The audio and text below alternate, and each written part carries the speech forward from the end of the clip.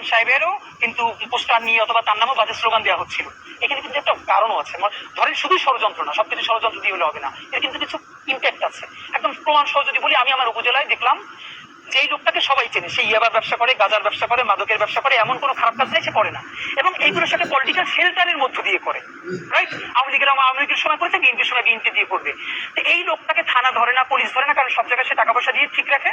এবং আগে সে কি করেছে, এই যে ধরে না সোজা সপ্তাহ বললে শেখ মুজিবের যে এইবার জনরোষের শিকার হতে হলো, এইটা কিন্তু ইভেন বেগম জিয়া পর্যন্ত তার সারা পলিটিক্যাল ক্যারিয়ারে শেখ মুজিবকে নিয়ে তো কখনো কোনো খারাপ কথা বলেন নাই।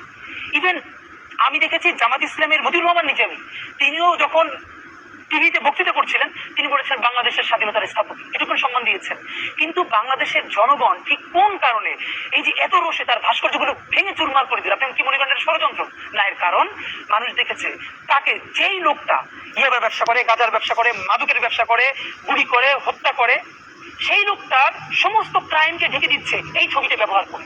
এটা দিয়ে সে লেজিটিমেসি, এর মানে সে এইটাকে সিম্বল হিসেবে মনে করছে যে এই সিম্বলটা হলো সকল অপরাধকে ঢেকে দেওয়ার সিম্বল। আয়নাঘর, গুম, খুন, ধর্ষণ, হত্যা, এগুলোকে পার পেয়ে যাওয়ার সিম্বল। সুতরাং ওই সিম্বল ভেঙে ফেলতে হবে, ব্যক্তি না। একই কাজ এখন ওই লোকটা যে এতদিন শেখ মুজিবের ছবি বই বেরিয়েছে, এখন সে হঠাৎ করে এখন বিএনপির ছবি, কার ছবি? বেগম শহীদ জিয়ার ছবি, বেগম জিয়ার ছবি, তারেক রহমান সাহেবের ছবি দিয়ে সে পোস্টার করছে। এখন উপজেলায়, জেলায়, ঢাকার যে ছেলেটা দেখছে কি, আমি এই লোকটাকে চিনি, সে ভয়াবহ অপরাধী, একদম সব থেকে সোসাইটির খারাপ লোকটা। সে খালেদা জিয়া, তারেক জিয়া এবং শহীদ জিয়ার ছবি দিয়ে তার এই যে লেজিটিমেসি নিচ্ছে, তখন মানুষ কিন্তু আহত হয়। এখন এই যে বারবার বিএনপি বলে না যে ব্যক্তির যে সংগঠন নিবে না, এটা একটা স্টুপিড কথা। কেন?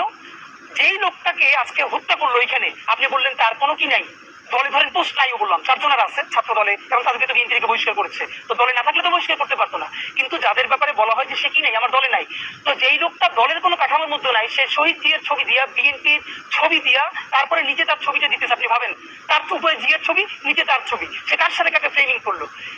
তখন তো বিএনপি এই পোস্টার ছেড়ে নাই, তাকে ধরে নাই, যাই তুমি এই ছবি কার অনুমতি নিয়ে দিয়েছো।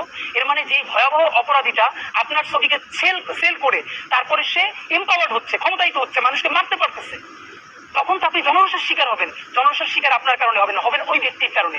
আপনাদের মাধ্যমে বিনীতভাবে আমি বিএনপির তারেক রহমান সাহেবের প্রতি একটু অনুরোধ জানাতে চাই, উনি যদি এটা করতে পারেন, বাংলাদেশের পলিটিক্স বদলে যাবে। সেটা কি? উনি কালকে অর্ডার করবেন, বিএনপি সারা বাংলাদেশে জানিয়ে দিবে যত পলিটিক্যাল পোস্টার আছে, একমাত্র বিএনপি যে অফিসিয়াল পোস্টার গুলো করে, এই পোস্টারের বাহিরে বিএনপির যত কর্মী হোক, যা ইচ্ছে তাই হোক, তারা যত পোস্টার করবে, প্ল্যাকার্ড করবে, ফেস্টুন করবে, এখানে শহীদ জিয়া, বেগম জিয়া এবং তারেক রহমানের ছবি কেউ রাখতে পারবে না। তুমি পোস্টার করতে চাই, যা ইচ্ছে তাই মনে চাই নিজের নামে করো, তুমি শহীদ জিয়া, বেগম জিয়া এবং তারেক রহমানের নাম সেল করতে পারবে না। আপনি দেখেন বাংলাদেশের রাজনীতির একটা বড় ধারা বদলে যাবে, একমাত্র তাদের ছবি ব্যবহার করতে পারবে বিএনপি অফিসিয়ালি যদি কোনো পোস্টার করে।